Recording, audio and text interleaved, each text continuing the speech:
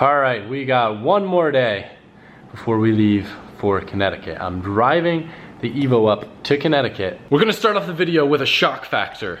Look at how destroyed the factory speakers were. All of that like little like rubber around the edge is literally destroyed. Just not even there anymore. So put new speakers in the front of the Evo, and then I'm gonna put new ones in the rear probably later, because we're gonna head over to Phillips Auto and Tire to go get an alignment slash corner balance slash adjust the height a little bit slash do some bushings on my rear lower control arms. Okay, let's go by. Two of the bushings on my lower control arm were like super toast, so while we're here we're gonna do some new bushings on it. It was easier to see on the car, but it had a lot of like side to side play, which would have screwed with the alignment. So taking out the actual bushing, like this lower control arm bushing wasn't bad. This one sucked. We did it on the other side and then realized we ordered the wrong bushing, so we had to put it back in. Sketchy, I know. But these ones aren't really that bad. It was just these outer ones that were like junk. So the other ones literally like they take 2 seconds to press in. I literally did that with my hand. That's how you do it. Just slide this in and we're done. It's pretty cool. This is the first guy I've ever gotten corner balance. Randy thought I was ridiculous, thinking that it weighed 2,900 pounds. What did it weigh? 3105. Oh. So it's pretty cool. It shows you the weight for each corner on each wheel. And I don't really know fully how this goes. You adjust the coilers basically to put more or less load on each wheel Basically, to compensate? if we're going to add weight to a certain corner, we actually raise that corner, and it actually will shift weight to the opposite corner. Therefore, getting in the actual balance itself, we'll have to put you in the car. That way we can transfer the weight. Cool. The alignment feels great, but I do have bad news. I don't remember if I mentioned this before, but there was some binding on the car after doing the coilovers. Apparently with these cars, especially just the Evo 5 for whatever reason, when you lower them, the axles bind when you're cornering hard. For whatever reason, only when you turn to the right. And that problem got way worse after the alignment. So now if I want to rage the Dragon, I really got to find some replacement axles or raise the car up, which would suck after we just did like a proper alignment. But it's bad, like really, really bad. So I'm kind of bummed right now. We gotta get up dumb early tomorrow morning. Still finishing up a lot of little bits on the Evo. And of all the things I should be doing, I should be packing. I'm not ready at all. Videos edited. I'm freaking doing speakers on this thing. Shows where my priorities are. I like my music. Quick food break though, Alberto. Tell me how much that bag weighs. Like 8 pounds. All right, got Oh, some. the fortune cookie. That is a lot of meat. Look at all this rice, brother. You know what? It's easier to film this rice.